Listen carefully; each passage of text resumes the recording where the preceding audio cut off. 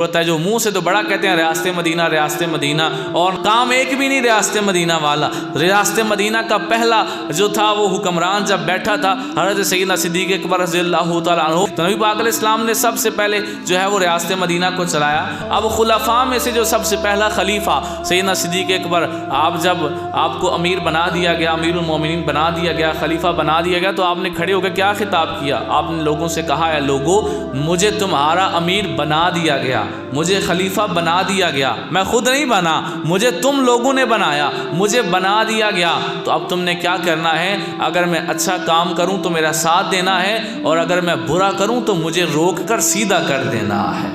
آج کے حکمران کے بارے میں کوئی بات تو کریں، چک کے جیل سے سٹ چڑھن دے، وہ پاویں جنہ مرضی بلنڈر کارے، جڑا مرضی جرم کار چھڑے، کوئی بندہ آہ کہتے ہوئے کہ چک کے جیل سے سٹن دے۔ لیکن حضرت سیدنا صدیق اکبر جو اصل میں ریاست مدینہ چلانے والے تھے، وہ کیا کہتے ہیں؟ وہ کہتے ہیں جب تک میں ٹھیک کام کروں میرا ساتھ دینا ہے، اور جب میں غلط چلوں تو مجھے روک لینا ہے اور مجھے سیدھا کرنا ہے۔ نبی پاک علیہ السلام کا یہ پیارا یار جب پہلی دفعہ خلافت کا خطبہ دیتا ہے تو کتنی خوبصورت بات کرتا ہے۔ آپ فرماتے ہیں جو بندہ تم کمزور سمجھتے ہو کہ یہ بڑا کمزور ہے، میرے نزدیک وہ سب سے طاقتور ہے، اور جو کہتا ہے کہ میں سب سے طاقتور ہوں، میرے نزدیک وہ سب سے کمزور ہے۔ مطلب کیا؟ کہ جو سب سے کمزور ہے میرے نزدیک وہ طاقتور ہے، اس کا حق کوئی بندہ کھا گیا ہے تو میں اس کا حق واپس لے کر اس کے دروازے پہ دے کے آؤں گا۔ اور اگر کوئی خود کو گھنڈا سمجھتا ہے کہ میں بڑا یہ ہوں اور میں بڑا ہوں، آپ نے فرمایا میرے نزدیک کمزور ہے، کسی کو ہاتھ لگا کے دیکھے میں ہاتھ کاٹ کے رکھ دوں گا۔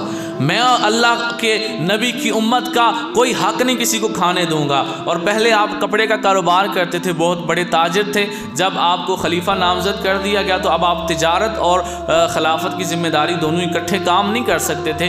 صحابہ اکٹھے ہوئے اور انہوں نے کہا کہ چلو اس طرح کرتے ہیں، آپ کا کوئی وظیفہ مقرر کر دیتے ہیں، آپ کی تنخواہ لگا دیتے ہیں کہ اتنی آپ کی تنخواہ ہے۔ تو آپ نے کہا چلو ٹھیک ہے، پھر ایک مزدور کی جتنی تنخواہ ہوتی ہے، ایک مزدور کی جتنی یومیہ اجرت ہے، جتنی دہاڑی ہوتی ہے، اتنی میری بھی لگا دی جائے۔ تو کسی نے کہا حضور اس میں آپ کا گزارا نہیں ہوگا، آپ کیسے اپنے گھر کا نظام چلائیں گے؟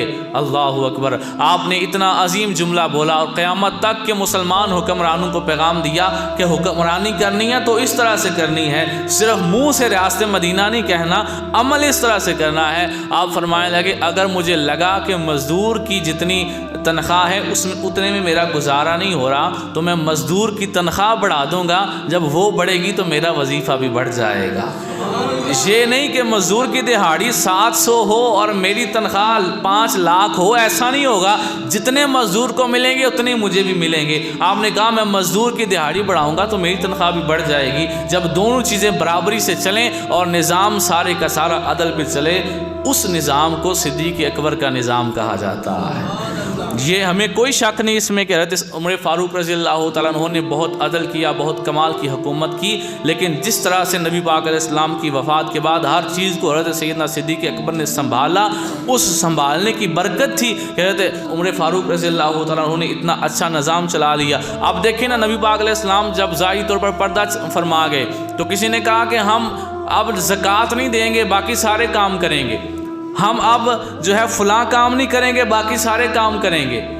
اب یہ بہت بڑا امتحان تھا کہ ایک بندہ کہے میں جمعہ بھی پڑھوں گا، نماز بھی پڑھوں گا، روزہ بھی رکھوں گا، حج بھی کروں گا، سارے کام کروں گا، زکوٰۃ نہیں دوں گا کیونکہ پیسے ہتھوں دینے پینے نے، تو یہ کام میں نہیں کروں گا۔